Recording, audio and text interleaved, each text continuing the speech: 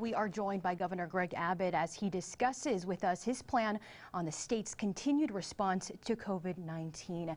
Governor, thank you for joining us. I would first like to ask you about your most recent announcement concerning outdoor professional sports. Events will now allow fans at 25%. Does this include parks like Minute Maid that can be both an outdoor and indoor facility?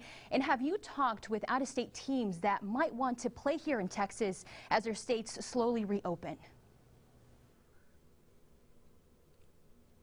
So the teams that I've talked to are teams in the state of Texas with regard to the possibility of them opening up and the strategies they could use. And we've also talked to league officials, and primarily on the baseball side, but also I've talked to football team owners as well as NBA. Obviously, they're on the inside.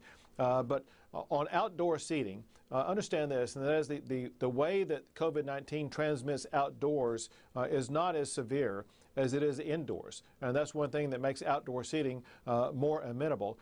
Secondly, with 25% capacity, people are able to distance themselves just as they would in a movie theater or a church type setting or other gatherings like that that are already allowed. And so, and also in talking to the team owners, they have special ways in which they could have people enter at different times for going to different sections of the stadium. So this has really been very well thought out by both league officials as well as the medical team to make sure that this can be done in a way that maintains safety and contains COVID-19. Okay, now switching over to schools now, Governor. Kids are out for the summer and fall is just around the corner. Now, what is the state's plan for sending kids back to school in the fall? Is something already being done, and what's the plan?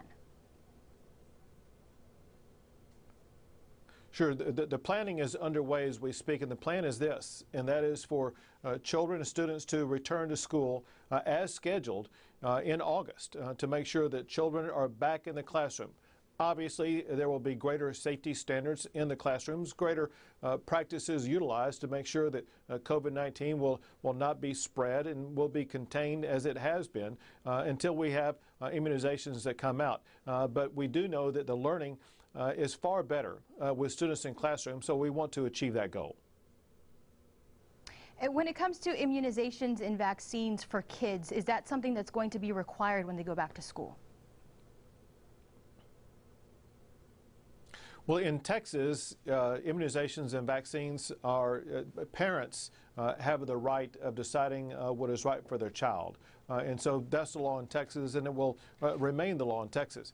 But even those will not be available when school begins this fall. The earliest that they will be available would probably be sometime next year. Before that time, however, there should be medications that should be available to treat people who test positive for COVID-19. Okay. Governor, anything else that you would like to add? Yeah, just a couple of things. One is, listen, we are in a time period between the early stages of COVID-19 and the time when medications will become available.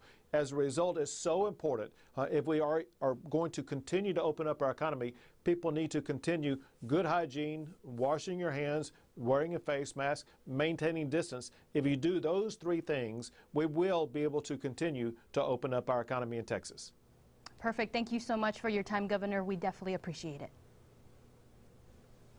I'll be going over to break. We'll see you back for a last look at your forecast.